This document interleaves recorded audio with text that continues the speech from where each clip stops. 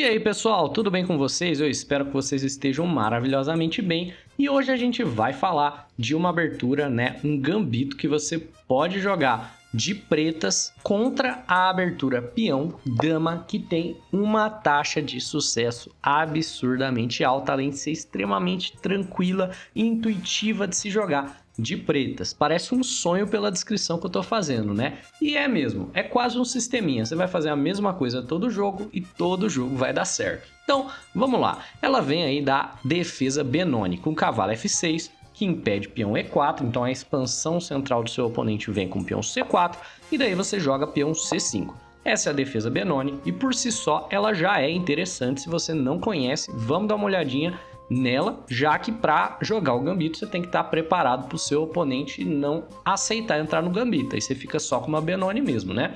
Primeiramente, esse peão C5 aqui já é um lance muito interessante. Por quê? Porque o peão tá sem defesa. Às vezes, se você é mais iniciante, você pode se deparar com o oponente capturando, e aí você tem que saber que você pode sempre tomar o peão de volta quando você quiser com o lance dama A5 cheque, beleza? E nós temos aqui uma vantagem se o seu oponente captura o peão. Por quê? Porque a captura do peão, vai significar para as pretas que você está trocando um peão que é lateral por um peão central. E, bem, vamos fazer uma analogia, Os peões aqui centralizados, se eles valem 1 ponto no total, os peões laterais a gente vai dizer, por definições posicionais mesmo, que eles valem 0,9. Então, só de você ter essa troca acontecendo no tabuleiro, você já tem ali alguma vantagem posicional. E o melhor de tudo, você não precisa nem capturar o peão de imediato. Você pode jogar peão E6 e fazer com que a captura venha enquanto você desenvolve uma peça. E o lance peão E6 é um lance que você já jogaria aí de qualquer forma. Então a captura do bispo sai como se fosse com o tempo, Então, digamos que seu oponente siga com o cavalo C3, de repente nós estamos numa situação onde as pretas aqui jogaram 2 lances de desenvolvimento, enquanto as brancas jogaram apenas um. Aqui já parece que o jogador de pretas está jogando de brancas, Mas vamos lá, se você joga esse peão E6 e se o seu oponente tentar se ater ao peão, Por exemplo, jogar aqui peão B4. Pois bem, quem é familiarizado com o gambito da dama e as suas ideias para as brancas, principalmente a variante aceita, vai saber que não dá para se ater ao peão extra porque tem peão A5 aqui.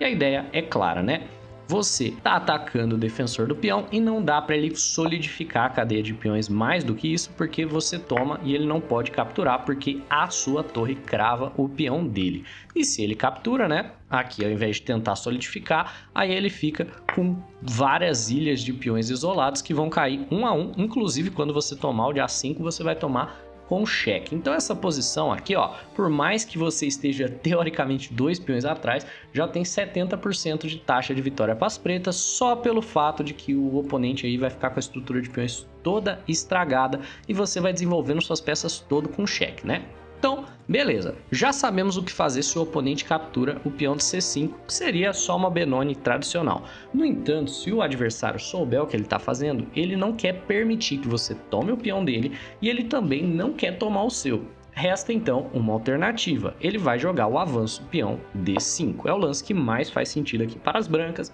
para reter espaços no centro e também reter vantagem posicional. E aqui, se você não tiver a arma que é saber o gambito benco, você pode se atrapalhar um pouco, porque agora você está com menos espaço.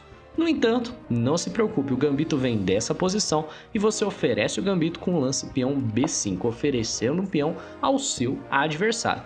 Qual é a ideia? A ideia é que, primeiramente, se ele recusar, se ele não tomar e jogar aqui peão B3, você pode simplesmente tomar ali o peão de C4 e tá tudo bem, você tá numa posição super tranquila e você vai jogar provavelmente nessa coluna aberta B, que vai ficar aí, vai colocar sua torre em B8, vai fianquetar seu bispo, vai jogar peão D6 e depois colocar o cavalo para D7, tá tudo bem, você tem muitas casas naturais aí para colocar suas peças. No entanto, se ele toma o peão, você não vai fazer a mesma coisa, você vai oferecer mais um. E parece muito estranho, No entanto, se ele aceita aí o peão de A6, você desenvolve o bispo e de repente nós estamos numa posição muito engraçada, né? As pretas têm duas peças desenvolvidas e elas não podem mover o peão E, né? Que é o outro peão central. As brancas aqui queriam muito jogar tipo peão E4, né? Cavalo C3 para jogar peão E4. Só que no momento que esse peão se mover, você vai tomar o bispo das brancas e eles perdem o roque. E aí vai ser muito simples para você recapturar o material aí que você acabou entregando. Nesse sentido, quais são os planos mais comuns aí do jogador de brancas, né? É muito comum, às vezes, ele desenvolver o cavalo para C3 para parar o dama A5 cheque, né? Ou pelo menos parar que esse lance venha com cheque, porque você vai jogar ele de qualquer jeito. E também é muito comum ele fianquetar o bispo para poder liberar aí esse peão E, para poder fazer com que o peão se mova. E aí, o que você faz? Incrivelmente, você vai simplesmente desenvolvendo suas peças aí para um setupzinho, né, para um sisteminha, como se você estivesse copiando os lances do seu oponente. Você também joga para o seu fianqueto. E aqui você vai tomar controle dessa diagonal longa, enquanto a diagonal longa que o seu oponente vai, abre aspas, dominar, não vai importar, porque vai ter um peão dele aqui que a gente vai rapidamente prender aqui assim que o bispo vir para G2. Lembre-se, o lance peão D6 aqui é importante para prender o peão e inutilizar o bispo que fica numa diagonal pior do que a que você vai colocar o seu bispo, perfeito? O bispo do oponente veio para G2, jogue logo seu peão D6 para não ter problemas aqui pendurando sua torre. Mas tudo bem, segue aí, cavalo F3, você joga seu bispo para G7 e você já vê para onde as peças naturalmente vão ser desenvolvidas, né? O seu outro cavalo vai vir aqui para D7 e você pode não ter a compensação de um gambito de imediato, mas vamos dar uma olhada nas taxas de vitória aqui. E agora as brancas só jogaram lances naturais e você tem um pouquinho de desenvolvimento à frente. No entanto, olha só, as pretas vencem a maioria dos jogos que acabam em posições assim, né? Então temos roque, cavalo D7 e logo você vai ver que todos os lances que são totalmente naturais para as brancas vão dando mais e mais vantagem para o jogador de pretas. E não é uma vantagem assim por ter uma armadilha, né? É a vantagem por ter muita coisa sendo atacada ao mesmo tempo e uma hora ele vai deixar alguma coisa cair, né? Por exemplo, esse bispo exerce pressão de longo prazo aqui nessa diagonal. Esse bispo exerce pressão de longo prazo nessa diagonal, então ele precisa, por exemplo, gastar um lance para jogar torre 1 só para sair ali da diagonal forte do bispo e tentar mover o peão E. Então temos aí o roque, cavalo C3 e dama A5. Esse dama A5 é o lance mais curioso que eu tenho para dizer para vocês. No entanto, a gente vê aqui que é o lance que vai ter uma taxa de conversão aqui absurda. Qual a ideia do dama A5? A ideia é você botar pressão no cavalo para que esse cavalo se mova para G4 no futuro e você ameace ganhar de volta o seu peão aqui e reter toda a sua vantagem posicional. Aí você me diz, poxa, mas aí não tem problema ele desenvolver o bispo aqui para poder tentar um ataque descoberto? E eu vou te dizer que não. Na verdade, esse cavalo não pode se mover a nenhum lugar que seja assim realmente interessante o suficiente para que o ataque do bispo importe, né? Se o cavalo se move, você tira a dama dali, não tem problema. Provavelmente recua a dama de maneira a atacar o peão B que vai ficar enfraquecido, viu? Só quando o cavalo se mover. Você deixa a tensão rolar, porque às vezes ela até te beneficia. Então vamos lá, né? Temos aqui peão E4, que é um lance legal. Eles jogaram torre 1 e cavalo C3 só para poder jogar esse avanço de peão. E você vai jogar o lance aqui, que também é muito temático. E você deve saber que quando o peão E se move, é interessante você jogar esse cavalo G4. Cavalo G4 faz três coisas. Primeiramente, libera o bispo e bota pressão no cavalo e muitas vezes você vai simplesmente ganhar um peão aí com esse lance. Vai rerotear o cavalo para casa E5 e por último, né, controla o avanço peão E5, né, que é um avanço que não pode mais ser jogado, porque agora o cavalo está vindo aí para essa casa E5. Se ele chutar seu cavalo, você simplesmente rota ele para E5 e aí ele vai ficar muito forte aqui, porque ele tem várias casas de infiltração.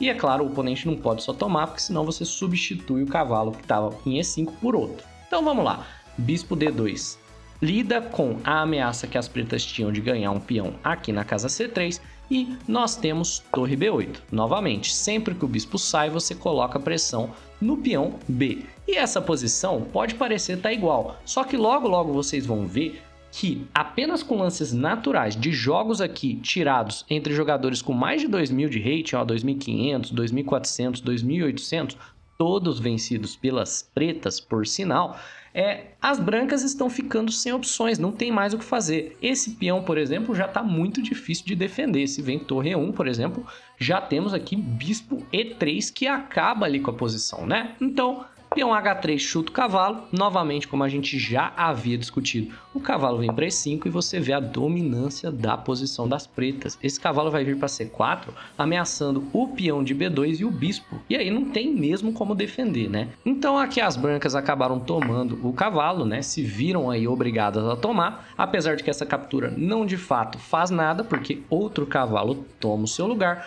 Peão F4 aí, na ideia de empurrar o cavalo para trás, tentar algum tipo de ataque na ala do rei, já que as pretas estão atacando aí com tanta força na ala da dama e as brancas não estão entendendo nada. E aí você coloca o seu cavalo em C4 e novamente, né, você tá dominando a posição. Você tá atacando o bispo, você tá atacando o peão. Se o bispo volta, vai cair o cavalo e na sequência o peão de qualquer jeito. Então, aqui acabaram jogando o peão B3 para tirar pelo menos o peão que estava caindo, só que isso aí perde por uma tática, né? Porque aqui dá para tomar o bispo, na sequência a dama toma o cavalo e aí vai cair o cavalo de bispo e você vê que tem um duplo aqui nas torres quando a dama se mover. Nesse jogo específico, a dama se moveu para a casa F2 e que o jogador de brancas, inclusive, acabou perdendo a dama para bispo D4 e vemos o poder do gambito bem. E beleza, quando você for experimentar o gambito, pode ser que você não tenha um jogo com tanta fluidez. No entanto, eu te garanto, a pressão de longo prazo na coluna B